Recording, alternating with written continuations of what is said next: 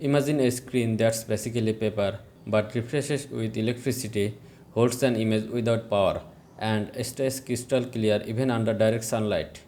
That's the magic of e-paper. Hello everyone, in today's video I'll explore another type of display, the e-paper display from Elecrow. In my previous videos I talked about LCD and OLED displays, but this one is quite different from those traditional screens. So what exactly is an e-paper display and where can you use it? Let's find out everything about this Elecrow e-paper display. E-paper works by moving tiny black and white charged particles inside microscopic capsules. Once they settle, the image stays in place even without power, making the display extremely energy efficient and perfectly readable under sunlight. It's basically a paper that refreshes with electricity. You can use an e-paper display in all kinds of projects where you need an always-on, low-power screen. They are perfect for e-book readers, smart clocks, weather stations, and calendars that update every few minutes. Since the image remains even without power, they are great for battery-powered IoT projects like sensor dashboards, smart home panels, or digital photo frames. You will also find them in super shops as electronic shelf labels or in public places like bus stops or train schedules. Basically, anywhere you want clear, always visible information without wasting energy, e-paper fits perfectly. Now let's explore inside the Elecrow E-paper display panel. This isn't just a screen, but a complete module with a built-in microcontroller. It's powered by an ESP32 CPU and includes buttons, a TF card slot, a rotary switch, battery and power inputs, and even extra GPIO pins. These pins can be used to connect external sensors or modules.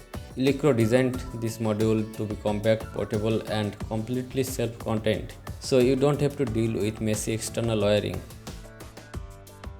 Next, let's try uploading an image to this e-paper display. Programming an e-paper isn't as simple as LCDs or OLEDs. It requires a bit of advanced coding, but don't worry, I'll show you the easiest way to upload an image. You can also display text or sensor data on it. Elecrow has uploaded a detailed tutorial on their official YouTube channel.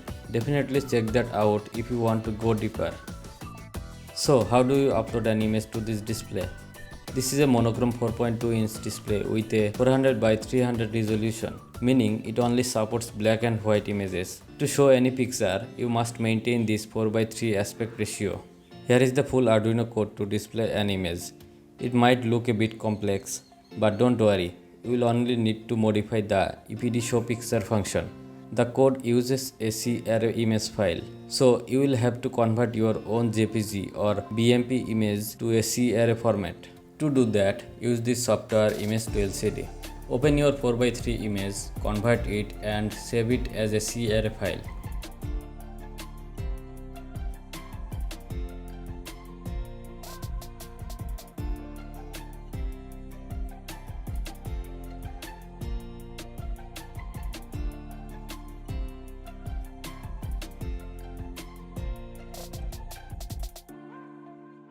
Then open the main Arduino code, go to picture.ace and replace the existing array with your converted one.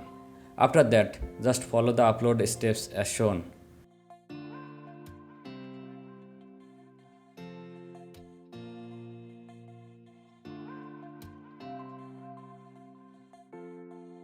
Then click upload. The display will refresh and show your image. After about 10 seconds, it will clear the display again.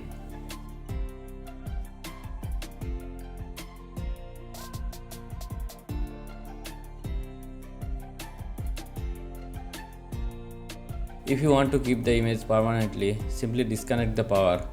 The display will hold it forever without any power consumption. That's the biggest advantage of e-paper. You can display anything, a photo, price tag, professional name tag, brand logo, or more.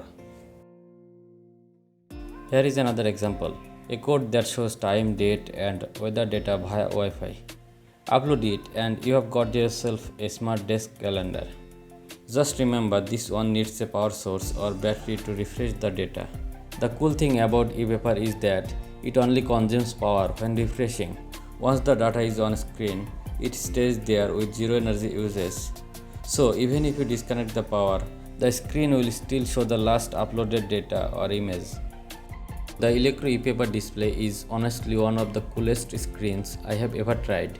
It looks just like a real paper, perfect for smart clocks, weather dashboards, or even digital photo frames. I hope you found this video helpful. If you did, don't forget to hit the like button, subscribe for more awesome DIY tech videos, and drop your thoughts in the comments below. Thanks for watching, and I'll see you in my next video.